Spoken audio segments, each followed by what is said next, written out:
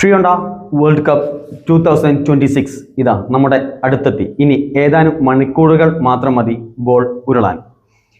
നമ്മൾ Trionda 2026ൻ്റെ review എല്ലാ ദിവസവും നമ്മൾ ചെയ്യുന്നുണ്ട്. ഈ ഒരു വേൾഡ് കപ്പിന് ഒരുപാട് പ്രത്യേകതകളുണ്ട്. ഒന്ന്, ഒരുപാട് രാജ്യങ്ങൾ പങ്കെടുക്കുന്ന വേൾഡ് കപ്പാണ്.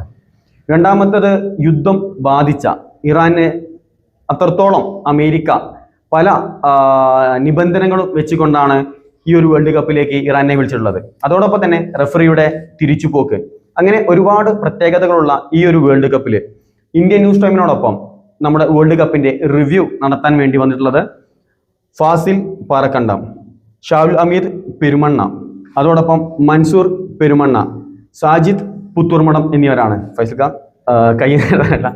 ഓക്കെ, ഇനി നിങ്ങളോട് ട്രിയോണ്ട വേൾഡ് കപ്പ് 2026നെ കുറിച്ച് വിശദമായി നിങ്ങളോട് ചർച്ച ചെയ്യുന്നത് ഇവരാണ്.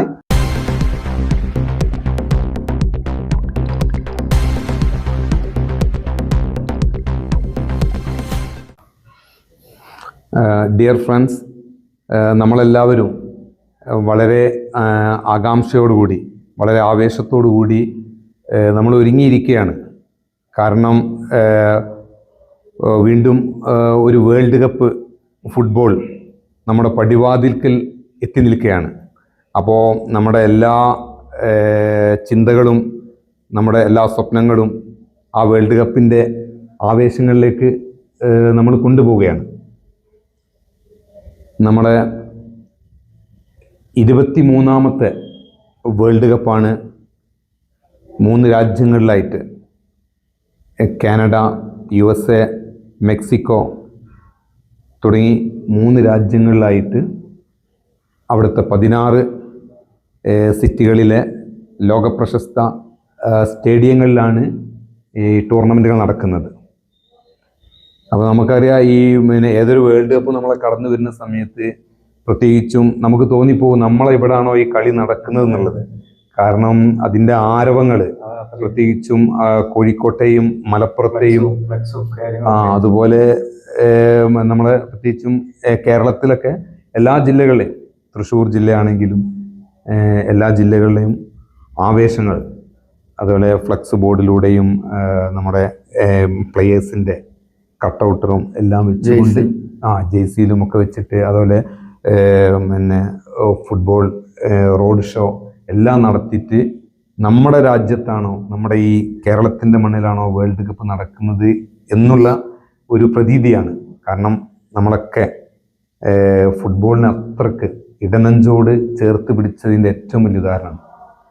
കാരണം ഫുട്ബോൾ എന്ന് പറയുന്നത് ലോകത്തെ ഏറ്റവും വലിയ ഒരു കായിക വിനോദം. അത് വെറും ഒരു കളി മാത്രമല്ല, ഒരു സംസ്കാര സമ്പന്നമായിട്ടുള്ള ഒരു മനുഷ്യൻ്റെ എല്ലാ കടമകളും നമുക്ക് ആ ഫുട്ബോളിൽ നിന്ന് പഠിക്കാനുണ്ട്. ആ ഫുട്ബോൾ നമുക്ക് പഠിപ്പിച്ചു തരുന്നുണ്ട്. നമ്മളൊക്കെ പണ്ടൊക്കെ ഫുട്ബോൾ കാണാൻ വേണ്ടിയിട്ട് നമുക്കൊന്നും അതിനുള്ളൊരു അവസരങ്ങളൊന്നും ചിലപ്പം കിട്ടിയിട്ടുണ്ടാവില്ല. കാരണം ടെക്നോളജി അത്രത്തോളം വളർന്നിട്ടുണ്ടായിരുന്നില്ല. അതുപോലെ നമ്മുടെ ആദ്യത്തെ വേൾഡ് കപ്പ് എന്ന് പറയുന്നത് പെട്ടെന്ന് ആർക്കും ചിലപ്പോൾ നമ്മൾ ഓർമ്മയിലേക്ക് ഓടി വരൂല എന്നാണ് ആദ്യത്തെ വേൾഡ് കപ്പ് അല്ലേ? ആദ്യത്തെ വേൾഡ് കപ്പ് നടക്കുന്നത് 1930 ഉറൂഗ എന്ന രാജ്യത്ത് വെച്ചാണ് ആദ്യത്തെ മത്സരം, ആദ്യത്തെ വേൾഡ് കപ്പ്. ആ ഇപ്പോഴത്തെ വേൾഡ് കപ്പ് അന്ന് അറിയപ്പെട്ടിരുന്നത് യൂൾഡ്രിമ കപ്പ് എന്നുള്ള പേരിലായിരുന്നു. ആ കപ്പ് 13 രാജ്യങ്ങളാണ് മത്സരത്തിൽ, ടൂർണമെന്റിൽ പങ്കെടുത്തത്. 13 രാജ്യങ്ങൾ. ഫൈനലിൽ എത്തിയത് അർജന്റീന, ഉറുഗ്വേ. അതിൽ ഉറുഗ്വേ ചാമ്പ്യന്മാരാവുകയാണ് ചെയ്തത്. ചാമ്പ്യന്മാരായി. ഈ വർഷത്തെ വേൾഡ് കപ്പിന് പല പ്രത്യേകതകളും ഉണ്ട്. അത് ഇതിനെപ്പറ്റി സാജിത്ത് പറയും. ഈ പ്രാവശ്യത്തെ ടീം അതുപോലെ തന്നെ 48 ടീമാ. ഷാവുല് പറഞ്ഞത് ഫസ്റ്റില് ഉറുഗ്വേയിൽ വെച്ച് തുടങ്ങിയപ്പോ വെറും 13 ടീമാണ്. അവിടുന്ന് ഇപ്പൊ 48 35 ടീമാണ് വർദ്ധിച്ചു. അതുപോലെ തന്നെ 12 ഗ്രൂപ്പാണ്. അതിൽ 104 മത്സരങ്ങൾ തന്നെ നടക്കുക. അപ്പോ നോക്കുകയാണെങ്കിലേ എക്കൊല്ലത്തെയും കാട്ടിയും ഏറ്റവും കൂടുതൽ മികച്ച കളിയും നല്ല പെർഫോമൻസ് വെക്കുന്ന ഒരു ഗെയിം തന്നെ ആയിരിക്കും. അതെ അതെ അതെ തീർച്ചയായിട്ടും. പിന്നെ അതിലൊരു വ്യത്യാസം എന്ന് പറഞ്ഞാൽ നമ്മുടെ ഇന്ത്യയിലെ ഒരു പ്ലേയേഴ്സ് ഉണ്ട് കളിക്കുന്നത്, കണ്ണൂർക്കാരെ. നമ്മള് കണ്ണൂർ സ്വദേശികളായിട്ടുള്ള അവരുടെ മകന് നമുക്ക് ഏറ്റവും അഭിമാനിക്കാവുന്ന ഒരു മുഹൂർത്തം കൂടിയാണ് അത്. നമ്മൾ ഖത്തർ ടീമിന് വേണ്ടി, ഖത്തറിൽ ജനിച്ചു വളർന്ന് ആള് പേരെന്തായിരുന്നു? മുഹമ്മദ് ഹെയ്ത്തി അല്ലേ? ആ. പിന്നെ ഇപ്രാവശ്യത്തെ വേൾഡ് കപ്പില് ഫിഫ പുതിയ നിയമങ്ങൾ കൊണ്ടുവന്നിട്ടുണ്ട്. അതെ അതെ, അതിനെപ്പറ്റി മൻസൂർ പറയും. നമ്മൾ ഈ ഓരോ ഫിഫ എന്താ വെച്ചാൽ ഫുട്ബോളിന്റെ അവസാനത്തെ വാക്കാണ് ഫിഫ. അപ്പോൾ ആ ഫിഫ എന്താ വെച്ചാൽ ഓരോ സമയത്തും ഇതിൻ്റെ റൂൾസിൽ അപ്ഡേഷൻ കൊണ്ടിരിക്കാറുണ്ട്. അപ്പോൾ ഈ വർഷത്തെ വേൾഡ് കപ്പിനും പുതിയ റൂൾസുകളൊക്കെ ഫിഫ കൊണ്ടുവന്നിട്ടുണ്ട്. ഫുട്ബോളിന്റെ സൗന്ദര്യം വർദ്ധിപ്പിക്കാൻ വേണ്ടി. അതെ. ഇതിൻ്റെയൊക്കെ ആത്യന്തിക ലക്ഷ്യം എന്താ വെച്ച് കഴിഞ്ഞാൽ ഫുട്ബോളിനെ മനോഹരമാക്കുക, ഫുട്ബോളിനെ എന്ത് ചെയ്യുക, അത് എത്രത്തോളം അതിനെ സൗന്ദര്യവൽക്കരിച്ചുകൊണ്ട് നമുക്ക് അതിനെ നടത്താൻ പറ്റുമോ അതിന് വേണ്ടിയിട്ടാണ് ഇങ്ങനെയുള്ള അപ്ഡേഷനൊക്കെ നടത്തിക്കൊണ്ടിരിക്കുന്നത്. അതിലിപ്പോൾ നമുക്കറിയാം ചില സമയത്തൊക്കെ ഗോൾ കീപ്പേഴ്സ് ഒക്കെ ഉണ്ടാവും, ബോള് കയ്യിൽ വെച്ചിട്ട് ഡിലേ ആക്കിക്കൊണ്ട്. അപ്പോൾ നമ്മളിപ്പോൾ ഇപ്പം വെച്ചാൽ തോറ്റ് നിൽക്കുന്ന ഒരു ടീമിനെ സംബന്ധിച്ച് ചിലപ്പോൾ ഒരു 10 സെക്കൻഡും വളരെ വാല്യുബിൾ ടൈം ആയിരിക്കും. അപ്പോൾ അതിന് ഫിഫ കൊണ്ടുവന്നത് നല്ല റൂൾസാണ്. കാരണം മാക്സിമം എത്ര 8 സെക്കൻഡിൽ കൂടുതൽ കയ്യിൽ വെച്ച് നിൽക്കുകയാണെങ്കിൽ എതിർ ടീമിന് എന്താ വെച്ചാൽ നമ്മൾ കോർണർ കിക്ക് കൊടുക്കും. അതേപോലെ ത്രോയിലും ആർവനും കൊണ്ടുവന്നില്ലേ, കൂടുതൽ ടൈം ബോൾ ഹോൾഡ് ചെയ്ത് വെക്കാൻ പറ്റില്ല, എതിർ ടീമിന് ത്രോ വരും.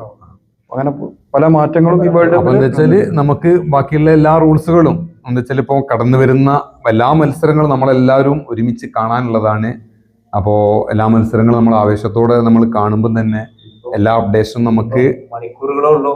അതെ അതെ അതെ അതെ അതെ അതെ എല്ലാ അപ്ഡേഷനും നമുക്ക് ആവേശത്തോടെ നമ്മൾ അടുത്തറിയാനും പറ്റും. പിന്നെ പഴയ കാലങ്ങളെ പോലല്ല, എല്ലാ സ്ഥലങ്ങളിലും പ്രൊജക്ടറും അതുപോലെ തന്നെ നമ്മുടെ ഫോണിലും ഒക്കെ കളികൾ ലൈവായിട്ട് നമ്മൾ കണ്ടുകൊണ്ടിരിക്കുക. ആദ്യ കാലഘട്ടങ്ങളിലൊക്കെ നമ്മുടെ ഒരു സമയത്ത് ചാനൽ തന്നെ നമുക്ക് ആ കേബിൾ തന്നെ പല ഭാഗത്തും പാലാഴി ഭാഗങ്ങളിലൊക്കെ അവിടെ നിന്ന് നമ്മൾ ഇവിടേക്ക് എല്ലാവരും കൂടെ കൂടിയിട്ടാണ് നമ്മുടെ നാട്ടിൻപുറത്തേക്ക്. പിന്നെ അതെ അതെ അതെ അതെ പ്രത്യേകിച്ച് നമ്മളെ ഈ കോഴിക്കോട് ഞാനൊരു ഉദാഹരണം പറയാണ്, എനിക്ക് ഈ സമയത്ത് ഓർമ്മ വന്നതാണ്. നമ്മളെ വേൾഡ് കപ്പിന്റെ ആവേശവും അതിന്റെ ലഹരിയും അത്രക്ക് എന്താണ് കൊണ്ടു നടക്കുന്ന ഒരു സ്ഥലമാണ് നമ്മളെ പെരുമണ്ണ. എല്ലാ പെരുമണ്ണയും അതേപോലെ നമ്മളെ കോഴിക്കോട് നൈനാംവളപ്പ്. അപ്പോൾ ഫിഫേന്റെ ഒക്കെ ഒരു പ്രത്യേക ഔദ്യോഗികമായിട്ടുള്ള ഒരുപാട് പിന്നെ അവർക്ക് ഒരുപാട് ഇത് കിട്ടിയിട്ടുണ്ട്, അഭിനന്ദനങ്ങൾ കിട്ടിയിട്ടുണ്ട്. ഈ ഡെക്കറേഷനും കാര്യങ്ങളൊക്കെ നടക്കുന്നത് കാണുമ്പോൾ പല സ്ഥലത്തും ഫ്ലെക്സും പരസ്യങ്ങളൊക്കെ കാണും. ഇത് ഇന്ത്യയിലാണോ അല്ലെ കേരളത്തിലാണോ നമുക്ക് ഓട്ടോമാറ്റിക്കലി തോന്നിപ്പോകുന്നുണ്ട്. ആവേശമാണ് കേരളത്തില്. പക്ഷെ നമ്മളൊക്കെ എന്താണ് ഏറ്റവും വിഷമോ അല്ലെങ്കിൽ സങ്കടം എന്ന് പറയാൻ വെച്ചാല് ഈ 48 ടീമുകളും വേൾഡ് കപ്പിൽ പങ്കെടുത്തിട്ട് നമ്മുടെ രാജ്യത്തിന്, നമ്മുടെ ഇന്ത്യക്ക് എന്താണ് ഒരു വേൾഡ് കപ്പിൽ കളിക്കാൻ അവസരം കിട്ടിയിട്ടില്ല എന്ന് പറയുമ്പോൾ വല്ലാത്ത വിഷമമുണ്ട് ഇല്ലേ? നമ്മള് കോടിക്കണക്കിന് ഉറുപ്പിക നമ്മളെ രാജ്യം പല കാര്യങ്ങൾക്ക് വേണ്ടിയും ചെലവഴിക്കുന്നുണ്ട്. പക്ഷേ നമ്മൾ സ്പോർട്സിന് വേണ്ടി കുറച്ച് പണം നീക്കി വെച്ചാൽ തീർച്ചയായിട്ടും ഒരു 2 വേൾഡ് കപ്പിന് ശേഷം 26 ഇത് 34 ഇന്ത്യക്ക് കളിക്കാമെന്നാണ് എൻ്റെ ഒരു അഭിപ്രായം. പക്ഷേ അതിനുള്ള സാഹചര്യം നമ്മളെ രാജ്യം ഒരുക്കി കൊടുക്കണം. ഒരുക്കി കൊടുത്താൽ തീർച്ചയായിട്ടും ഇന്ത്യ വേൾഡ് കപ്പ് കളിക്കും. നമ്മളെ ഫുട്ബോളിൽ നമ്മളെന്താ വെച്ചാൽ നമ്മളെ ടെക്നോളജി ഒക്കെ നമ്മൾ മാറ്റേണ്ടതുണ്ട്. കാരണം വെച്ചാൽ നമ്മളെ ആ ഒരു ഗ്രാസ് റൂട്ട് ലെവലിൽ തന്നെ നമ്മളെ അത്രയും അപ്ഡേഷനോട് കൂടിയിട്ട് നമ്മളെ മോഡേൺ ടെക്നോളജിയുള്ള അപ്ഡേഷൻ യൂറോപ്യൻ അതല്ലെങ്കിൽ ലാറ്റിൻ അമേരിക്കൻ അവിടുത്തെ ആ ഫുട്ബോളിൻ്റെ എന്താണ് ബേസിക് ലെവലിൽ ഉള്ള കാര്യങ്ങൾ നമ്മൾ തുടങ്ങി വരേണ്ടതുണ്ട്. ആ രൂപത്തിൽ എന്താ വെച്ചാൽ നമ്മളെ കഴിവുള്ള ആളുകളെ കണ്ടെത്തി വളരെ ചെറുപ്പത്തിലെ കുട്ടികൾക്ക് പരിശീലനം നൽകി, ചിട്ടയായ പരിശീലനം നൽകിയിട്ട് നമ്മൾ എന്താണ് ചെയ്യുകയാണെങ്കിൽ നമ്മൾ എന്തായാലും ഉഷാറാവും. ഇപ്പൊ നമ്മൾ ചെയ്യുന്നില്ല എന്നല്ല, ഇപ്പോൾ ഒരുപാട് പണ്ടത്തെക്കാളും ഒരുപാട് അക്കാദമികളും ഫുട്ബോൾ കോച്ചിങ്ങുകളും നടക്കുന്നുണ്ട്. അത് നമുക്ക് ഏറെക്കുറെ ഒരു പ്രതീക്ഷക്ക് വകയുണ്ട്. ഓക്കെ, ഇനിയിപ്പോ നമ്മളെ കളി കാണാനുള്ള ആവേശത്തിലാണ് ഇപ്പൊ എല്ലാവരും. വെച്ചാല് നമ്മളെ ഇന്ത്യൻ സമയം 10:30 കൂടിയിട്ട് അതിന്റെ വേൾഡ് കപ്പിന്റെ ഉദ്ഘാടന ചടങ്ങ് തുടങ്ങും. അതിനുശേഷം 12:30 അല്ലേ കിക്ക് ഓഫ്, 12:30 12:30 ഇന്നത്തെ ആദ്യ മത്സരത്തിന് എന്താണ് വിസിൽ ചെയ്യപ്പെടുകയാണ്. അപ്പൊ ഇന്നത്തെ ആദ്യ മത്സരത്തില് മികച്ച 2 ടീമുകൾ തന്നെയാണ് കളിക്കുന്നത് അല്ലേ? അതെ അതെ അതെ. ഇന്നത്തെ ആദ്യ ഉദ്ഘാടന മത്സരത്തിൽ കളിക്കുന്നത് വെച്ചാല് നമ്മുടെ മെക്സിക്കോയും ദക്ഷിണാഫ്രിക്ക ആയിട്ടാണ് മത്സരത്തിൽ. 2010 വേൾഡ് കപ്പ് ഫുട്ബോളിന് ആതിഥേയത്വം വഹിച്ച രാജ്യമാണ് ദക്ഷിണാഫ്രിക്ക. മെക്സിക്കോ നമ്മുടെ ലാറ്റിൻ അമേരിക്കൻ സൗന്ദര്യമായിട്ടാണ് ഫുട്ബോൾ രംഗത്തേക്ക് വരുന്നത്. മികച്ച ശാരീരിക ക്ഷമതയുള്ള കളിക്കാരുമായിട്ടാണ് ദക്ഷിണാഫ്രിക്ക. മികച്ച 5 വേൾഡ് കപ്പോളം കളിച്ചിട്ടുള്ള ഗില്ലർമോ ഒച്ചാവോ മെക്സിക്കോയുടെ ഗോൾ കീപ്പറായിട്ട് അയാളെ 6ാമത്തെ വേൾഡ് കപ്പാണ് ഇപ്രാവശ്യം.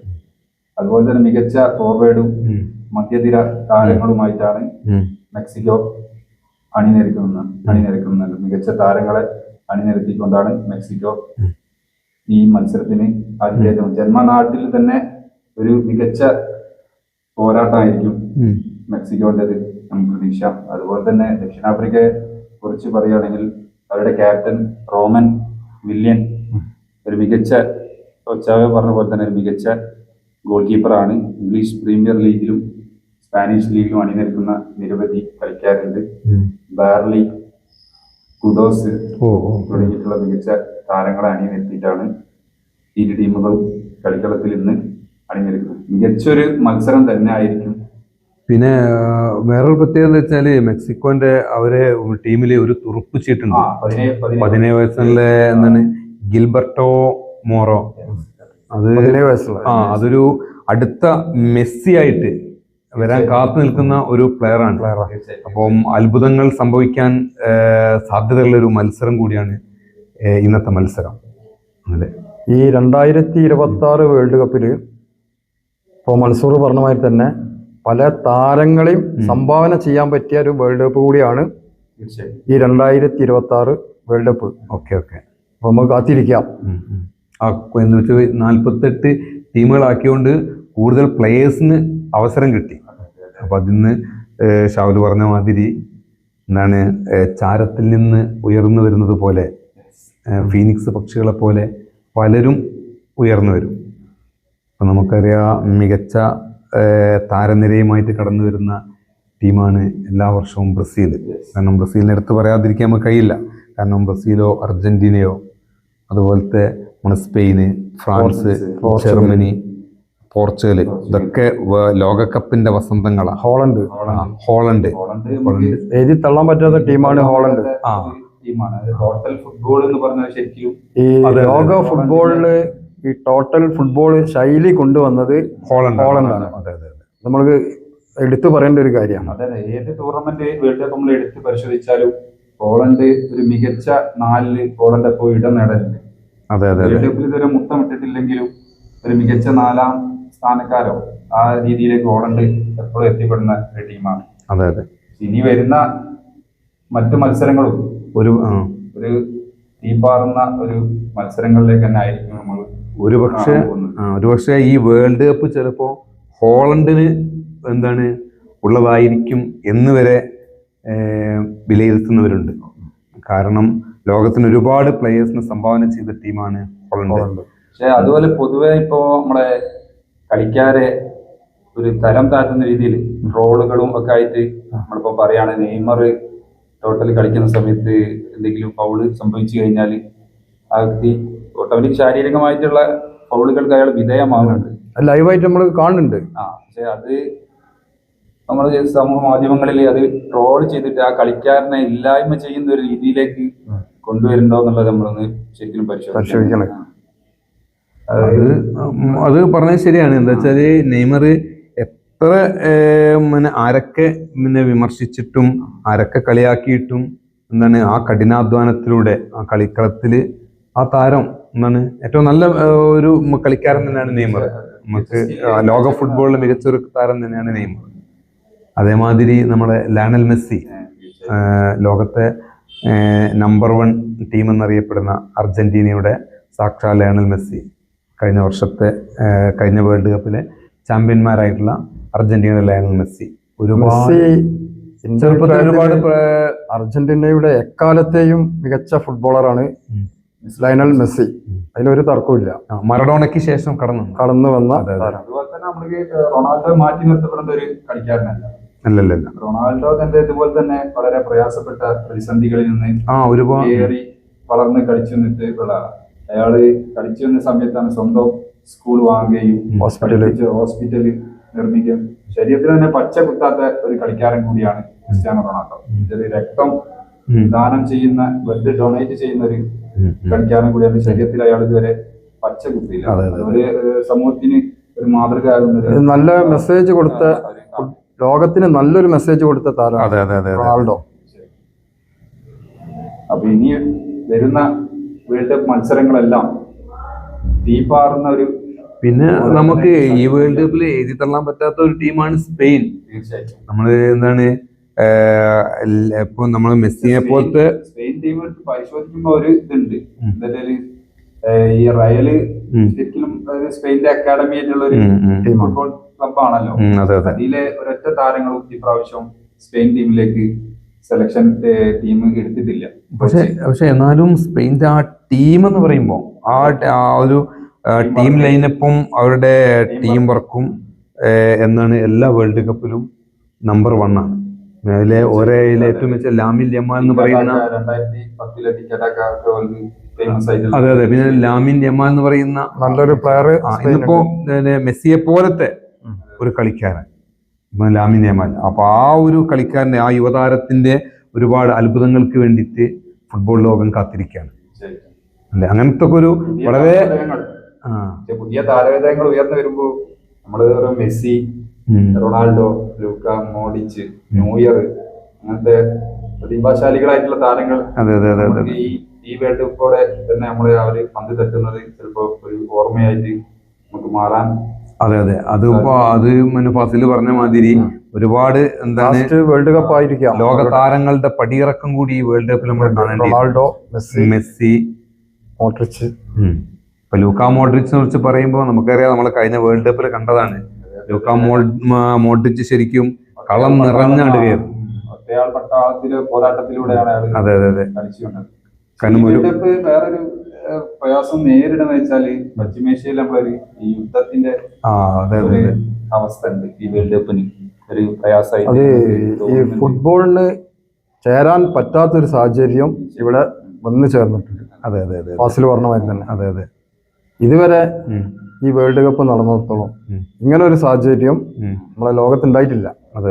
പ്രാവശ്യം വന്ന് ചേർന്നു.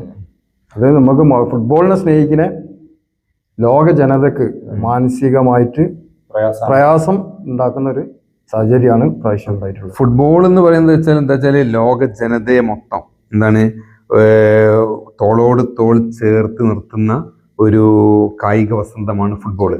അവിടെ നമ്മൾ ജാതിയോ മതമോ അല്ലെങ്കിൽ വർണ്ണമോ വർഗമോ ഒരു വ്യത്യാസമില്ലാതെ എല്ലാവരും ഒരേ തൂവൽ പക്ഷികളെ പോലെ കാണുകയും അതേപോലെ പ്രവർത്തിക്കുകയും ചെയ്യേണ്ട ഒരു കായിക വിനോദമാണ് ഫുട്ബോൾ.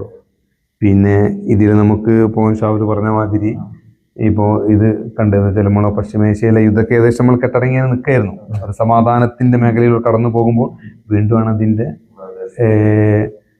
ഓരോ നീക്കങ്ങൾ നടന്നുകൊണ്ടിരിക്കുന്നത്. ഇതില് വേറൊരു കാര്യം കൂടി എനിക്ക് പറയേണ്ട മനസ്സിലായി. ഇപ്പൊ നമ്മള് ഫുട്ബോൾ കളി ഞങ്ങൾ കളി ലൈവായിട്ട് കണ്ടിട്ടുണ്ടാവും. എതിർ ടീമിന്റെ ജേഴ്സി കൈമാറ്റം ചെയ്യുന്നുണ്ട്. ആ ജേഴ്സി ഇട്ടുണ്ട്. അപ്പൊ അത്രയും എന്താ പറയാ സ്നേഹം, ഒരു ബന്ധം കൂട്ടിയുറപ്പിക്കുന്ന ഒരു ഈ ഫുട്ബോളിന് അങ്ങനെ ഒരു പ്രത്യേകത ഉണ്ട്. അതെ അതെ അതെ എവിടെ പോയാലും ബന്ധങ്ങൾ, അതെ ഏത് കോണിൽ പോയാലും ബന്ധങ്ങളെ കൂട്ടി യോജിപ്പിക്കുന്ന ഒരു കളിയാണ് ഫുട്ബോൾ അല്ലേ? പിന്നെ വേറെ ഒന്ന് രണ്ട് നടക്കാൻ പറ്റാത്ത ചില നീക്കങ്ങൾ എന്നൊക്കെ പറയുന്നത്, ഒന്നിപ്പോ നമ്മൾ പറഞ്ഞ് നമ്മളെ റഫറി, നമ്മളിപ്പോ ലോകകപ്പ് ഫുട്ബോള് നിയന്ത്രിക്കുന്ന റഫറിമാർ പറഞ്ഞാൽ അത്രയും പിന്നെ പെർഫോമൻസ് ഉള്ള, അത്രയും കഠിനാധ്വാനം ചെയ്തിട്ടാണ് അവര് ലോകകപ്പ് ഫുട്ബോള് വിസിൽ ചെയ്യാൻ ഫിഫ അവരെ തെരഞ്ഞെടുക്കുന്നത്. അപ്പോൾ അവർ തെരഞ്ഞെടുക്കുമ്പോൾ വെച്ചാൽ അത് ആ റഫറിയുടെ ഒരു ജീവിതത്തിലെ ഏറ്റവും വലിയ ഒരു ആഗ്രഹമാണ് അവിടെ സാധ്യമാകുന്നത്. അപ്പൊ നമുക്കൊരു ഉദാഹരണം അറിയാം, ഇപ്പൊ നമ്മളെ സോമാലിയൻ ഫുട്ബോൾ റഫറി അത് നമ്മളെ ഈ ഫിഫ വേൾഡ് കപ്പ് കൺട്രോൾ ചെയ്യേണ്ട ഫിഫയുടെ റഫറീസ് പാനലിൽ തെരഞ്ഞെടുക്കപ്പെട്ട റഫറിയാണ്, ഔദ്യോഗികമായി തെരഞ്ഞെടുക്കപ്പെട്ടാണ്. മികച്ച റഫറി വെച്ചാൽ നമ്മളെ കഴിഞ്ഞ ആഫ്രിക്കയിലെ ഏറ്റവും മികച്ച റഫറിയായി തെരഞ്ഞെടുത്താണ്. പേരെന്തായിരുന്നു? മറ്റേ ഉമർ മുഖ്താർ. അപ്പോൾ ആ റഫറി എന്താണ് അമേരിക്കയിൽ വിസ നിഷേധിച്ചുകൊണ്ട് ഫ്ലൈറ്റ് ഇറങ്ങിയ സമയത്ത് അവിടെ അമേരിക്കയിൽ വിസ നിഷേധിക്കപ്പെട്ട്. അപ്പോൾ അത് ശരിക്കും ഫുട്ബോൾ ലോകത്ത് നമ്മൾ കേൾക്കാൻ പാടില്ലാത്ത, സംഭവിക്കാൻ പാടില്ലാത്ത കാര്യം, ഞെട്ടിക്കുന്ന ഒരു സംഭവമാണ്. അതെ അതെ ഈ വേൾഡ് കപ്പിന് മങ്ങലേൽക്കുന്ന ഒരു അതെ അതെ വിഷയമായി ചിലപ്പോൾ അത് നമുക്ക് കാണാൻ കഴിയും. അതെ അതെ അതെ റഫറീസിന്റെ അതുപോലെ തന്നെ നമ്മുടെ പശ്ചിമേഷ്യൻ രാജ്യങ്ങളെ ഈ മത്സരത്തിൽ വേൾഡ് കപ്പിൽ മത്സരിക്കുന്നുണ്ടല്ലോ, അവരെ പോരാട്ടം നമുക്കൊരു ചിലപ്പോൾ മികച്ചൊരു പോരാട്ടം തന്നെയായിരിക്കും ഈ ഫുട്ബോൾ മത്സരം. പ്രത്യേകിച്ച് നമുക്ക് എന്താ വെച്ചാൽ നമ്മളിപ്പോ ഒരു നമ്മളെ ഇറാൻ ടീമിന് നമുക്കറിയാം USA ഇപ്പോ അവിടെ സ്റ്റേ ചെയ്യാൻ പാടില്ല, രാവിലെ വരണം, കളിക്കുന്ന സമയത്ത് വരാം, വൈകുന്നേരം പിന്നെ കളി കഴിഞ്ഞിട്ട് തിരിച്ചു പോകണം എന്നുള്ളത്. നമ്മളെ സംബന്ധിച്ചെന്ന് വെച്ചാൽ ഇപ്പോൾ നമ്മളിപ്പോൾ ഏത് രാജ്യങ്ങളായാലും അവിടെ ഭാഷയോ അവരുടെ സംസ്കാരം ഒന്നുമല്ല നമ്മൾ ഫുട്ബോളിലൂടെ കാണുന്നത്. നമ്മൾ ഫുട്ബോളിലൂടെ നേരത്തെ ഷാവുല് പറഞ്ഞതിലെ ആ ഒരു മാനവിക സൗഹൃദം ഊട്ടിയുറപ്പിക്കപ്പെടുകയാണ് ഇതിലൂടെ. അവിടെ നമുക്ക് അവിടെ രാഷ്ട്രീയമോ വേറെ ഒന്നും നമ്മൾ നോക്കുന്നില്ല. അങ്ങനെ തന്നെ അല്ലേ? തീർച്ചയായിട്ടും. വ്യത്യസ്ത വേഷവിധാനത്തിലുള്ള ആളുകൾ നമ്മൾ ഗാലറിയിൽ കാണുന്നുണ്ടല്ലോ, പല രാജ്യത്തിന്റെ ആരാധകര്. വ്യത്യസ്ത ആ രാജ്യത്തെ വ്യത്യസ്തമായിട്ടുള്ള ആചാരങ്ങളും ആ വേഷവിധാനങ്ങൾ അണിഞ്ഞിട്ട് അവർ ഗാലറിയിൽ വന്നിട്ട് അത് മറ്റു രാജ്യത്തുള്ള ആളുകളുമായി ഒത്തുചേർന്നിട്ടാണ് ഇരിക്കുന്നത്. അപ്പൊ അത്രയും സൗഹൃദം ഫുട്ബോളിന് ഈ വികാരത്തിലൂടെ ഉണ്ടാക്കിയെടുക്കുന്നത്. അതുകൊണ്ടാണല്ലോ മറ്റേ ഈ ഒരു തുകൽപന്തിലേക്ക് ഈ വേൾഡ് കപ്പ് ഒക്കെ വരുന്ന സമയത്ത് ലോകം മൊത്തം ഈ തുകൽപന്തിലേക്ക് ഓടിയെത്തുന്നത്. ആ ഒരു ഫുട്ബോളിന്റെ പ്രത്യേകത കൊണ്ടല്ലേ. അപ്പം നമ്മൾ പ്രാധാന്യം കൊടുക്കേണ്ടത് ഫുട്ബോളിനാണ്. അപ്പം അത് ഇതില് ഈ വേൾഡ് കപ്പിന് ഒരു പ്രത്യേകത എന്താ വെച്ചാല് 1.5 ലക്ഷത്തിലധികമുള്ള നമ്മുടെ കെയറോ എന്ന് പറഞ്ഞിട്ടുള്ള രാജ്യം ഈ വേൾഡ് കപ്പ് മാറ്റിയെടുക്കുന്നുണ്ട്. അപ്പോ നമ്മുടെ ഇന്ത്യയെ സംബന്ധിച്ചിടത്തോളം 140 കോടി ജനങ്ങളുള്ള ഇന്ത്യ മത്സരിക്കാൻ ഈ യോഗ്യത അടുത്ത വേൾഡ് കപ്പിലെങ്കിലും നമുക്ക് യോഗ്യത കിട്ടുമെന്നുള്ള പ്രതീക്ഷ നമുക്ക് വെക്കാം. അത് നമ്മൾ ഇന്ത്യൻ ഫുട്ബോളില് നമ്മളെ രാജ്യം ക്രിക്കറ്റിന് നല്ല പ്രാധാന്യം കൊടുക്കണ്ടെന്നല്ല, അതേ പ്രാധാന്യം ഫുട്ബോളിനും കൊടുത്തു കഴിഞ്ഞാൽ തീർച്ചയായിട്ടും നമുക്ക് വേൾഡ് കപ്പ് കളിക്കാനുള്ള സ്റ്റേഡിയങ്ങൾ ഒരു പോരായ്മ ഉണ്ട്. നമ്മുടെ രാജ്യത്ത് ഫുട്ബോളിനനുസരിച്ചുള്ള സ്റ്റേഡിയങ്ങൾ വളരെ കുറവാണ്. അത് നിലവാരത്തിലേക്ക് കൊണ്ടുവന്നാൽ തന്നെ നേരത്തെ മൻസൂറുള്ള സൂചിപ്പിച്ചിട്ടുണ്ട്, നല്ല അക്കാദമികൾ നമ്മുടെ ഇന്ത്യയിൽ വന്നു കഴിഞ്ഞാൽ തീർച്ചയായിട്ടും വേൾഡ് കപ്പ് കളിക്കാനുള്ള ടീം ഇന്ത്യയിൽ തന്നെ ഉണ്ടാവും, ഉറപ്പാണ്. നമ്മളിപ്പോ സ്വാഭാവികമായിട്ട് Under-17 വേൾഡ് കപ്പ് നമ്മൾ ഇന്ത്യയിൽ നടത്തിയാണല്ലോ. ഇനി കുറച്ച് വർഷങ്ങൾക്ക് ശേഷം നമുക്ക് ഇന്ത്യയിലും ഒരു വേൾഡ് കപ്പിന് ആതിഥേയത്വം വഹിക്കണമെങ്കിൽ മികച്ച സ്റ്റേഡിയങ്ങൾ ഉണ്ടാവും. തീർച്ചയായിട്ടും നമ്മളെ ഇന്ത്യൻ ഫുട്ബോളിൽ നമുക്ക് അഭിമാനിക്കാവുന്ന പേരുകളാണ്. നമ്മളെ റഹ്മാൻ സാർ, നമ്മളെ ഒളിമ്പ്യൻ റഹ്മാൻ സാർ അല്ലേ. നമ്മളെ ഇന്ത്യക്കാർക്ക് മൊത്തം ലോക ഫുട്ബോളിൽ അഭിമാനിക്കാവുന്ന ഒരു പേരാണ് മലയാളിയായിട്ടുള്ള റഹ്മാൻ സാറ്. അതുപോലെ നമ്മളെ ഇന്ത്യൻ ഫുട്ബോൾ ഇതിഹാസം, നമ്മളെ ഇന്ത്യൻ ഫുട്ബോളിന്റെ കറുത്തമുത്ത് IM വിജയൻ. കാരണം നമ്മളെ പത്മശ്രീ നൽകി ആദരിക്കപ്പെടുകയുണ്ടായി. അപ്പോൾ ആ വിജയൻ സാറിൽ നിന്ന് നമ്മൾ ഒരുപാട് പഠിക്കേണ്ടതുണ്ട്. കാരണം വെച്ചാല് അയാൾ കടന്നു വന്നത് കടുത്ത പട്ടിണിയിലും ദാരിദ്ര്യത്തിലാണ്. തൃശ്ശൂര് നമുക്കറിയാം, വിജയൻ സാറിന്റെ അമ്മ വിജയേട്ടൻ തന്നെ പറഞ്ഞിട്ടുണ്ട്, എന്താണ് മികച്ചൊരു പാട്ട ആക്രി പെറുക്കി നടന്നിട്ടാണ് അവരുടെ അമ്മ ആക്രി തൃശ്ശൂർ നഗരത്തിൽ ആക്രി പെറുക്കി നടന്നിട്ടാണ് രണ്ട് ആൺമക്കളെ വളർത്തിയത്. അതിലൊരാളായിരുന്നു നമ്മുടെ വിജയൻ സാറ്. അപ്പൊ അയാള് ഉയർന്നു പോയിട്ട് നമ്മളെ ഇന്ത്യൻ ഫുട്ബോളിന്റെ ഇതിഹാസമായി മാറി. അത് നമ്മള് അതുമല്ല നമ്മളെ ഡിഗോ മറഡോണൊക്കെ ആയിട്ട് വളരെയധികം ബന്ധം നിലനിർത്തിയിട്ടുള്ള പറയേണ്ട സംഗതി നമ്മളെ കോഴിക്കോട് സ്റ്റേഡിയത്തിൽ വെച്ചിട്ട് കളി മത്സരങ്ങൾ നമുക്ക് വീക്ഷിക്കാൻ കഴിഞ്ഞില്ലെങ്കിലും സിസേഴ്സ് കപ്പില് സിസർ കട്ട് ക്രിസ്ത്യാനൊക്കെ നമുക്ക് ഇവിടെ ബേസിക്കൽ കിക്കിൽ ഗോൾ നേടുന്ന മുന്നേ നമ്മൾ വിജയനെ സിസേഴ്സ് കപ്പിൽ നമ്മളെ കോർപ്പറേഷൻ സ്റ്റേഡിയത്തിൽ വെച്ചിട്ട് ആ ടീമിനെ ചാമ്പ്യന്മാരാക്കിയത് ഒരു മത്സരം നടന്നിട്ടുണ്ട് കോഴിക്കോട് കോർപ്പറേഷൻ സ്റ്റേഡിയത്തിൽ. മാധ്യമങ്ങളിൽ വീഡിയോ ആയിട്ടില്ലെങ്കിലും പേപ്പർ കട്ടിങ്ങിലൊക്കെ നമ്മൾ കണ്ടിട്ടുണ്ട്. ക്രിസ്ത്യാനോ മെസ്സിന്റെ ഗോളുകളൊക്കെ നമ്മൾ വീഡിയോസ് കാണുന്നുണ്ട്. അപ്പൊ അന്ന് വീഡിയോ ആരും സേവ് വെക്കാത്തതിനോടേക്കും ആ ഗോള് നമ്മൾ കാണുന്നത് മികച്ചൊരു അർജന്റീനയുടെ ആരാധകൻ കൂടിയാണ്. നമ്മൾ എടുത്തു പറയേണ്ട ഒരു പേരാണ് നമ്മുടെ സുനിൽ ഛേത്രി ബൈജംബൂട്ടിയ. ഇന്ത്യൻ ഫുട്ബോളിൽ എക്കാലത്തും ഓർക്കുന്ന രണ്ട് പേരുകളാണ്. ഗോൾ നിലവാരത്തിലും സുനിൽ ഛേത്രി മികച്ച ഒരു നിലവാരത്തിൽ നിൽക്കുന്ന ഒരാളാണ്. നമുക്ക് പ്രതീക്ഷിക്കുക എന്താണ് ഇന്ത്യൻ ഫുട്ബോളും ലോകകപ്പിലൊക്കെ നമ്മളും കളിക്കും. പ്രതീക്ഷിക്കുക എന്നല്ല, നമ്മൾ കളിച്ചിരിക്കും. കാരണം നമ്മുടെ ചിന്താഗതിയും നമ്മുടെ സിസ്റ്റം ഒക്കെ ഒന്ന് മാറ്റിയിട്ട് നമ്മുടെ നമ്മൾ ഒരുപാട് പഠിക്കാനുണ്ട്. നമ്മൾ യൂറോപ്പിൽ നിന്നും ലാറ്റിൻ അമേരിക്കയിൽ നിന്നും മറ്റേ മികച്ച ടീമുകളിൽ നിന്നും അവരുടെ കോച്ചുമാരിൽ നിന്നും ഒരുപാട് നമ്മൾ പഠിക്കാനുണ്ട്. പക്ഷെ ആ പഠിക്കാൻ നമ്മൾ തയ്യാറാവുക എന്നതാണ്. അത് നമ്മൾ തയ്യാറായാൽ നമുക്ക് ഉറപ്പാണ് നമ്മൾ വേൾഡിലെ നമ്പർ 1 രാജ്യമായിട്ട് ലോകകപ്പ് ഫുട്ബോളൊക്കെ നടക്കുമ്പോൾ അതിലെ ഏറ്റവും മികച്ച ഒരു ടീമായിട്ട് നമ്മുടെ ഇന്ത്യ മാറിയിരിക്കും. നമ്മളെ ചിന്താഗതിയിലും അതുപോലെ നമ്മളെ ബാക്കിയുള്ള എല്ലാ കാര്യങ്ങളും മാറ്റങ്ങൾ കൊണ്ടുവരും. അതുപോലെ ലഹരി ലഹരി തുടർന്നു വരുന്ന കാര്യങ്ങൾ ഫുട്ബോൾ വളരെ ജീവിതത്തിൽ നമുക്ക് ഒരു വഴികാട്ടിയാവുന്നുണ്ട്. തീർച്ചയായിട്ടും അത് നമ്മൾ ഒരു ലഹരി ഉപയോഗിക്കുന്നതിൽ നമ്മളെ ആ കളിക്കുന്നതിലൂടെയും നമ്മൾ വ്യായാമം ചെയ്യുന്നതിലൂടെയും നമുക്ക് ലഹരി ഉപയോഗിക്കുന്നത് നമുക്ക് ഒരു പരിധി വരെ തടയാൻ കഴിയുന്ന ഒരു മാർഗം കൂടിയാണ് ഫുട്ബോൾ. ഒരു പരിധി എന്നല്ല, ഈ ഫുട്ബോൾ കളിക്കണ പറഞ്ഞാൽ 99% ആളുകളും ലഹരി ഉപയോഗിക്കാത്ത ആളുകളാണ്. ഫുട്ബോളിനെ അത്രയും സ്നേഹിക്കുന്നത് എന്താ വെച്ചാൽ ഫിറ്റ്നസ് നിലനിർത്തണം എന്നുണ്ടെങ്കിൽ ഒരു ഫുട്ബോൾ കളിക്കാരന് എപ്പോഴും വേണ്ടി ഫിറ്റ്നസ്സാണ്. അതെ. അപ്പോൾ ഫിറ്റ്നസ് നിലനിർത്തണം എന്നുണ്ടെങ്കിൽ ഈ സംഭവങ്ങളൊക്കെ പുറത്ത് നിർത്തേണ്ട ഇതാണ് ഒരു പ്ലെയറെ സംബന്ധിച്ചിടത്തോളം. അപ്പോൾ നമ്മളെ ഇപ്പം വേൾഡ് കപ്പിന്റെ വീണ്ടും ആരവത്തിലേക്ക് നമ്മളിങ്ങനെ പോയിക്കൊണ്ടിരിക്കുകയാണ്.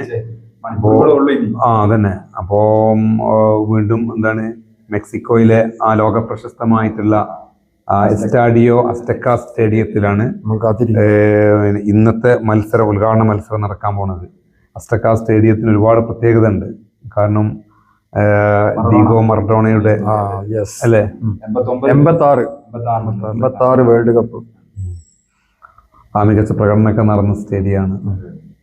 മറക്കാൻ പറ്റൂല. 86 അർജന്റീന ചാമ്പ്യന്മാരാണ്. കൈകൊണ്ടുള്ള ദൈവത്തിന്റെ കൈ ശേഷിപ്പിച്ച അത്. അതെ. പിന്നെ നമ്മള് ഈ വേൾഡ് കപ്പിൽ നമുക്ക് പിന്നെ ക്വാളിഫയർ റൗണ്ടിൽ പരാജയപ്പെട്ട പോയ ടീമുകളുണ്ട്. വേൾഡ് കപ്പിൽ യോഗ്യത നേടാൻ കഴിയാതെ. അതൊക്കെ വേൾഡ് കപ്പിന്റെ നഷ്ടം തന്നെയാണ്. മറഡോണ നേരത്തെ പറഞ്ഞ ആ മത്സരത്തില് 2 ഗോൾ സ്കോർ ചെയ്തിട്ടുണ്ട്. അതിലൊന്ന് ദൈവത്തിന്റെ കൈ എന്ന് പറഞ്ഞ ഗോളാണ്, ഒന്ന് ചരിത്ര പ്രസിദ്ധമായ ഗോളാണ്. അത് എക്കാലവും ഫുട്ബോളിൽ ഓർത്ത് വെക്കേണ്ട അത് ഇംഗ്ലണ്ടിനെതിരാണ് ഗോൾ നേടിയത്. ഇറ്റലി ഇല്ലാത്തത് പല ആരാധകർക്ക് ഒരു വിഷമം തന്നെയാണ്. പിന്നെ 4 തവണ വേൾഡ് കപ്പ് കളിക്കാത്ത ഒരു രാജ്യമാണ്. അതെ. അത് വേൾഡ് കപ്പിന്റെ നഷ്ടം തന്നെ. കാരണം നമ്മളൊക്കെ എന്താ വെച്ചാൽ നമുക്ക് ഇഷ്ടപ്പെട്ട ടീമുകളുണ്ട്.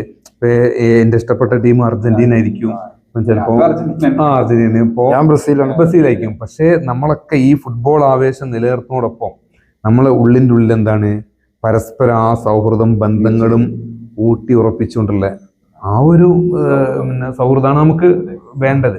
ലോകത്തും എല്ലായിടത്തും വേണ്ട തന്നെയാണ് അല്ലേ? ഓക്കെ.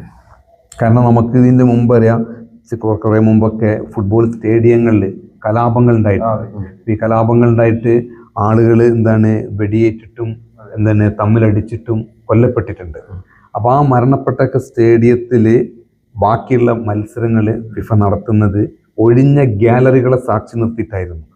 അപ്പോൾ ഇംഗ്ലണ്ടിൻ്റെ ഒക്കെ ലോക പ്രശസ്തരായിട്ടുള്ള അന്നത്തെ കളിക്കാരൊക്കെ അന്നത്തെ ആളില്ലാത്ത ഗ്രൗണ്ടിൽ ഗാലറി, ശൂന്യമായ ഗാലറിയെ സാക്ഷി നിർത്തി കളിക്കുമ്പോൾ അവർ ചോദിച്ചിട്ടുണ്ട്, ഈ ഫുട്ബോൾ കാണികൾക്ക് അല്ലാതെ വേറെ ആർക്ക് വേണ്ടിയാണ് ഈ ഫുട്ബോൾ? അപ്പൊ അതിന്റെ അർത്ഥം എന്താണ്? കാണികളാണ് ഈ ഫുട്ബോളിന്റെ ഉയരങ്ങളിലേക്ക് കൊണ്ടുപോകുന്നത്, ഇതിനെ ലോകം മൊത്തം സ്പ്രെഡാക്കുന്നത് അല്ലേ? ഇപ്പോ ആരാധകര് മറ്റേ കറുത്ത വംശജരായിട്ടുള്ള കളിക്കാരെ അധിക്ഷേപിക്കുക, രീതിയിലുള്ള ഇതും പ്രശ്നമായിട്ടുള്ള കാര്യങ്ങളും സ്റ്റേഡിയത്തില് അതൊന്നും ഉണ്ടാവാൻ പാടില്ലാത്തൊരു സംഭവങ്ങളാണ്. അപ്പൊ അതിന്റെ ഫിഫയും അതിന്റെ അതോറിറ്റിയൊക്കെ ഈ കാര്യത്തിൽ വളരെയധികം ഒന്നുകൂടെ കാര്യങ്ങളൊന്ന് ആലോചിച്ചിട്ട് കൈകാര്യം ചെയ്യേണ്ടതുണ്ട്. ഇനിയിപ്പോ എല്ലാ സ്ഥലത്തും ബിഗ് സ്ക്രീനുകളുമായിട്ട് നമ്മുടെ ആരാധകര് വരവേൽക്കാൻ കാത്തു നിൽക്കുകയാണ്. നമ്മുടെ കോഴിക്കോട് തന്നെ ഉണ്ട്, ഒരുപാട് സ്ഥലത്ത്, എല്ലാ സ്ഥലങ്ങളിലും ഉണ്ട്, പെരുമണ്ണയിലും ഉണ്ട്. അതെ അതെ അതെ അതെ. എല്ലാ ചെറിയ ചെറിയ കവലകളിൽ വരെ ബിഗ് സ്ക്രീൻ ഒരുക്കി കഴിഞ്ഞിട്ടുണ്ട് ആവശ്യത്തോടെ. അപ്പൊ അതും ഗില്ലർമോ കൊച്ചാവയുടെ മികച്ച സേവുകളും മസ്താഡിയുടെ മികച്ച ഷോട്ടുകളൊക്കെ ഈ 39 ദിവസം ഫുട്ബോൾ പ്രേമികൾക്ക് ഇപ്പോ ഉത്സവ രാവുകളാണ്, ഉറക്കമില്ലാത്ത ഉത്സവ രാവുകൾ. പിന്നെന്താ വെച്ചാൽ നമുക്ക് ഏറ്റവും കൂടുതൽ സന്തോഷമുള്ളത് എന്താ വെച്ച് കഴിഞ്ഞാല്, നമ്മളെ ഈ വളർന്നു വരുന്ന കുറെ കുട്ടികളുണ്ടല്ലോ, അവരൊക്കെ ഈ ജേഴ്സിയും പല ടീമുകൾ ജേഴ്സി ഒക്കെ ഇട്ടിട്ട് ഇതിന്റെ ആവേശത്തോടെ പങ്കെടുത്ത് കണ്ട് അവരൊക്കെ ഇതിലേക്ക് ഇറങ്ങിയിട്ടുണ്ട്. നേരത്തെ ഷാവല് പറഞ്ഞ മാതിരി അവരൊക്കെ ലഹരിയിലേക്ക് അടിമപ്പെട്ടു പോവാതെ ഫുട്ബോളാണ് ലഹരി എന്നുള്ള ആ ഒരു അവരുടെ അവരുടെ ആ രക്തത്തിലേക്ക് ഇത് അലിഞ്ഞു ചേരാൻ ഈ ഫുട്ബോളിന്റെ ആവേശം ഇടയാക്കിയിട്ടുണ്ട്. ഇതിൽ നമുക്ക് മാധ്യമങ്ങൾക്ക് വളരെ നല്ലൊരു പങ്കുണ്ട് കേട്ടോ. നമ്മുടെ എല്ലാ മീഡിയാസിനും കാരണം ഇതിന്റെ എല്ലാ മൂലകളിലും ഇതിന്റെ ആരവങ്ങൾ എത്തിക്കുന്ന മീഡിയാസ് വളരെ ഇതിപ്പോ എന്താ പറയാ, ആരാധകര് മികച്ചതിൽ നിൽക്കാൻ വെച്ചാല് അർജന്റീന ഇപ്പോ കഴിഞ്ഞ ഇതില് വേൾഡ് കപ്പ് സ്വന്തമാക്കി. ബ്രസീല് 24 വർഷമായി വേൾഡ് കപ്പ് സ്വന്തമാക്കിയിട്ട്. 2002 ബ്രസീല്. അപ്പൊ എനിക്കിട്ടുള്ള ഒരു പണിയാണ് ഇവരെ തരുന്നത്. 2002 ബ്രസീല് ചാമ്പ്യന്മാരായിട്ടുള്ളത്. 2006 ക്വാർട്ടർ ഫൈനൽ തോറ്റ്. 2002 കൊറിയ ജപ്പാൻ വെച്ചിട്ട് ചാമ്പ്യന്മാർ, ജർമ്മനെ തോൽപ്പിച്ചിട്ട് ചാമ്പ്യന്മാരായി. 2006 ക്വാർട്ടർ ഫൈനൽ തോറ്റ്. 2010 ക്വാർട്ടർ ഫൈനൽ തോറ്റ്. 2014 ക്വാർട്ടർ ഫൈനൽ തോറ്റ്. 2018 ക്വാർട്ടർ ഫൈനൽ തോറ്റ്. 2022 ക്വാർട്ടർ ഫൈനൽ തോറ്റ്. 2026 ബ്രസീൽ കപ്പടിക്കും എന്നാണ് എന്റെ വിശ്വാസം. അപ്പൊ ഷാവല് ബ്രസീലിന്റെ കട്ട ഫാനാണ്. കൃത്യമായിട്ട് ഉപരന്റെ കണക്കുകളും ഇപ്പോഴും ഉപരിച്ചാൽ ആ ഒരു പ്രതീക്ഷ കൈവിടാതെ കപ്പടിക്കുന്ന പറഞ്ഞത്. പക്ഷേ നമുക്ക് പറയാനുള്ളത് വെച്ചാല് നമ്മളിപ്പോ ടീമാണ് അർജന്റീന. അപ്പൊ അർജന്റീന വെച്ചാൽ നമ്മൾ ഒരുപാട് പ്രതിസന്ധികളിലൂടെ കടന്നു വന്നതാണ്. നമ്മളത് നേരിട്ട ഓരോ മത്സരങ്ങളും. ഇപ്പൊ കഴിഞ്ഞ വേൾഡ് കപ്പിന്റെ ഫൈനൽ ഫ്രാൻസ് പറഞ്ഞാല് ലോകത്തെ ഏറ്റവും മികച്ച ഫുട്ബോൾ ടീമിൽ ഒന്നാണ് ഫ്രാൻസ്. അപ്പോൾ ഏറ്റവും നല്ല താരനിരയായിരുന്നു ഫ്രാൻസിന്റെ. ഈ വേൾഡ് കപ്പിലും മികച്ച നിര തന്നെയാണ്. അപ്പോൾ നമ്മളെല്ലാവരും കണ്ടതാ, നമ്മളൊരു ഇഷ്ട ടീമുകൾ എന്നതിലുപരി ആ ഒരു മത്സരത്തിന് ആയിട്ട് നമ്മളൊരു മത്സരമായിട്ട് നമ്മൾ കാണുമ്പോൾ എല്ലാവരുടെയും ഹൃദയമിടിപ്പുകൾ ഉയർന്നിട്ടുള്ള ഒരു ഫൈനലായിരുന്നു.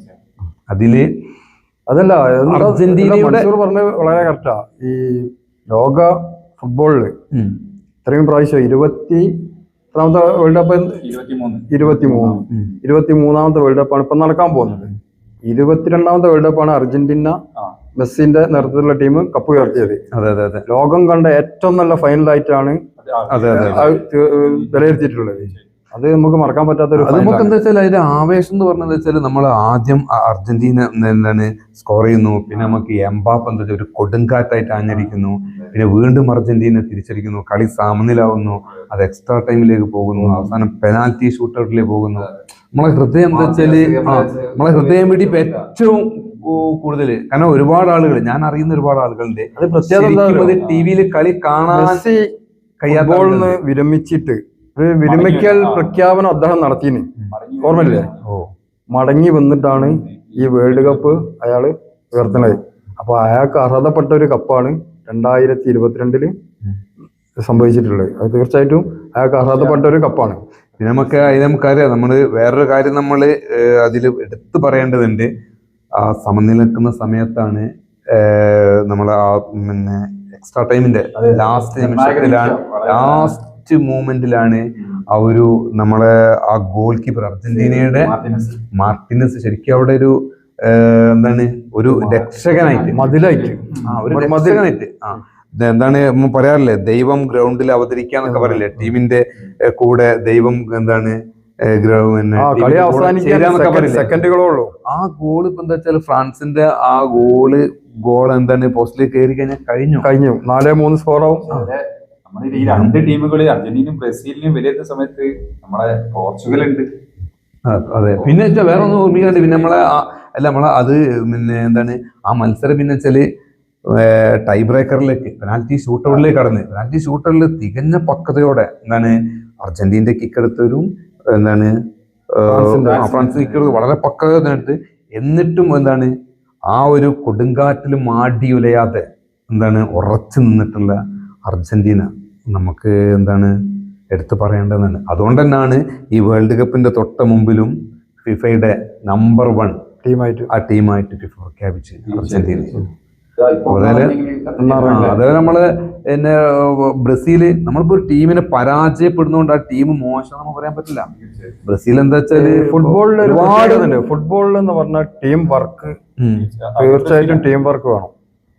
ആ ടീം വർക്കിന്റെ കൂടെ നമ്മളെല്ലാവരും പറയലുണ്ട് ഭാഗ്യമില്ല, ഭാഗ്യം വേണം. ഫുട്ബോൾ ഒരു ടീം ജയിക്കണം എന്നുണ്ടെങ്കിൽ നമ്മൾ 100% നല്ല കളി ഗ്രൗണ്ടിൽ കാഴ്ചവെച്ചിട്ട് കാര്യമില്ല, അതിന്റെ കൂടെ ഭാഗ്യം വേണം. അതാണ് നിർഭാഗ്യവശാൽ തോറ്റുപോയി എന്ന് പറഞ്ഞ് പല ടീമുകളും പോയിട്ടുണ്ടില്ലേ.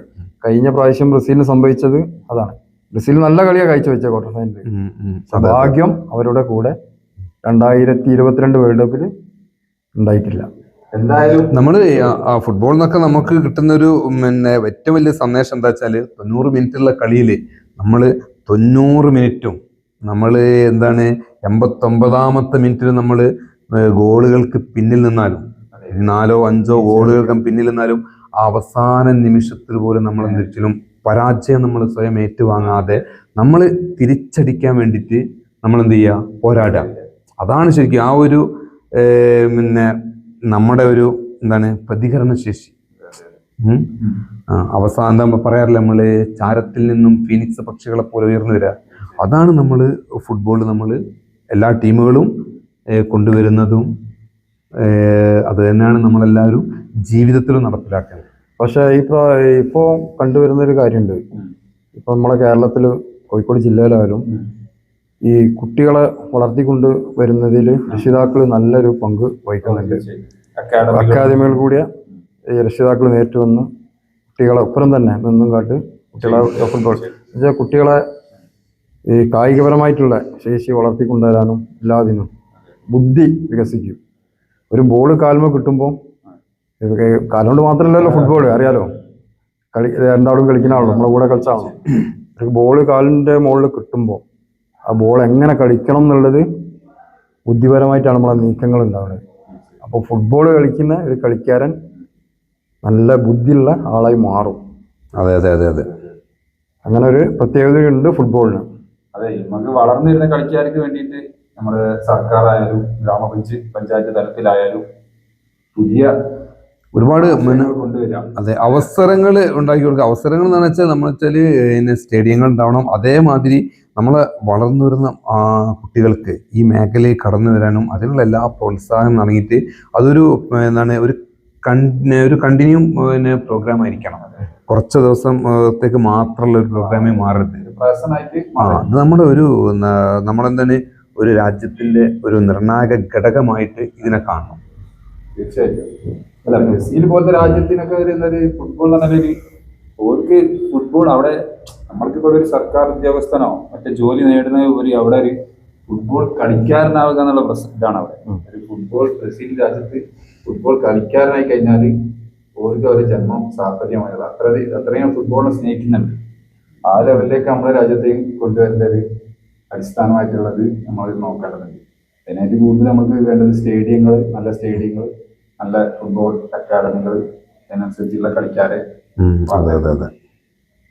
എന്തായാലും നമ്മളെ ഏതാനും മണിക്കൂറുള്ളൂ ഇനി വേൾഡ് കപ്പ് ആവശ്യത്തിലേക്ക്. ഇന്നിപ്പോ നടക്കാൻ പോണത് വെച്ചാല് ആഫ്രിക്കൻ ഫുട്ബോളിലെ വന്യതയും അല്ലെ ലാറ്റിൻ അമേരിക്കന്റെ ആ ഒരു എന്താണ് സൗന്ദര്യവും തമ്മിൽ ഏറ്റുമുട്ടുക. കാരണം വെച്ചാല് മെക്സിക്കോയും സൗത്ത് ആഫ്രിക്കയും തമ്മിൽ ഉദ്ഘാടന മത്സരത്തിൽ അല്ലേ. അപ്പോൾ നമ്മളെല്ലാവരും അതിൻ്റെ ഒരു ആവേശത്തിലാണ്.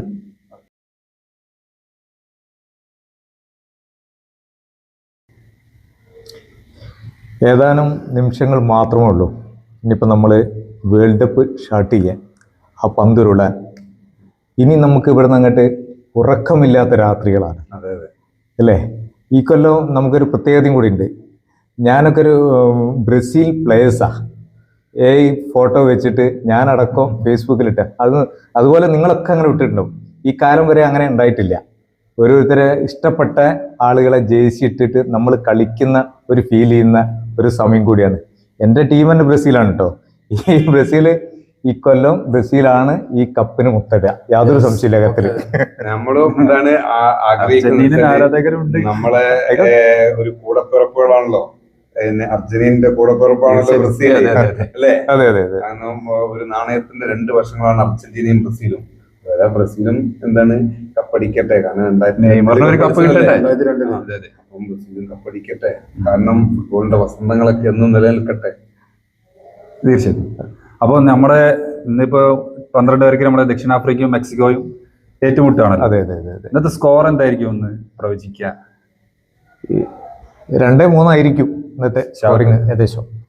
ഞാൻ പറയാച്ചാല് ഇന്നത്തെ സ്കോറ് 3-1. 3 ഗോള് മെക്സിക്കോ അടിക്കും. ഇന്നത്തെ സ്കോറ് 2 ഗോള് മെക്സിക്കോ സ്കോർ ചെയ്യും, 1 ഗോള് സൗത്ത് ആഫ്രിക്ക, 2-1. പിന്നെ വേറൊരു കാര്യം ഞാൻ നേരത്തെ പറഞ്ഞു ഒന്നാണ്, ബ്രസീൽ കപ്പടിക്കട്ടെ. പക്ഷെ കപ്പ് കൊണ്ടുപോയത് ചിലപ്പോൾ അർജന്റീന ആയിരിക്കും. തീർച്ചയായും ബ്രസീലും അർജന്റീനയും ഈ വേൾഡ് കപ്പിൽ ഇല്ലാതെ തന്നെ ഒന്ന് നമ്മൾ ചിന്തിക്കാൻ പറ്റൂല. അത്രയും വേദനയുള്ള. പ്രിയപ്പെട്ട പ്രേക്ഷകരെ, അപ്പോൾ ഫുട്ബോൾ ഹൈലൈറ്റ്സ്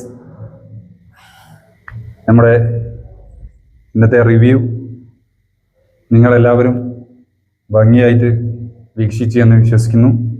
നിങ്ങളുടെ അഭിപ്രായങ്ങളും കമൻറ്റുകളും ഇവിടെ രേഖപ്പെടുത്തുക.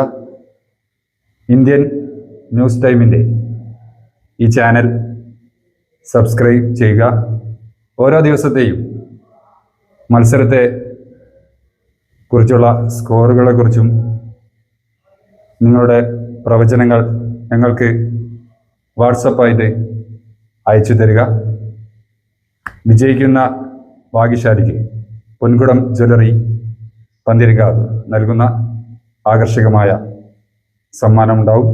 ഒരിക്കൽ കൂടി ഞങ്ങളുടെ ചാനലായിട്ടുള്ള Indian news time channel like ചെയ്യുക, സബ്സ്ക്രൈബ് ചെയ്യുക. Good night all of you. Okay.